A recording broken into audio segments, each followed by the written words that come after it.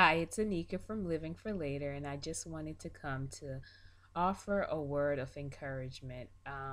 It's just amazing to me as you flip through scripture, God just gives you just so much encouragement to keep on moving. I was reading today in John 8 the story of the woman who was caught in adultery. And they brought her before Jesus and said, hey, the law of Moses says that she should be stoned. And initially, Jesus totally ignores them, and they kept on persisting. And he just says to them, hey, he without sin, he who has not sinned, you go ahead, you be the one to throw the first stone. And they were so embarrassed because Jesus got straight to the heart of the matter. He was pretty much telling them, listen, you don't have no authority to condemn nobody, because I know your story. So they ended up exiting one by one, and in the end it was just the woman that was left standing there in the presence of Jesus. And he looks up and he says, hey, where are your accuser? Has anyone condemned you? And she said no.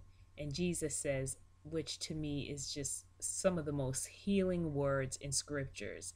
And like he says to the woman, he says it to you and I. He says, no longer do I condemn you for your past mistakes, no longer. However, I'm asking you to go and sin no more. In essence, hey, that's the beginning and the end of the story. I know your past. I know the mistakes that you have made. But if you are truly repentant, if you have truly given it to me, he's saying, I forgive you, and I'm no longer looking to condemn you. However, don't make waste of my forgiveness. Don't go back to the same mistakes that I delivered you from, the same mistakes that I'm not condemning you for. So he said, if I have forgiven you, go and sin no more.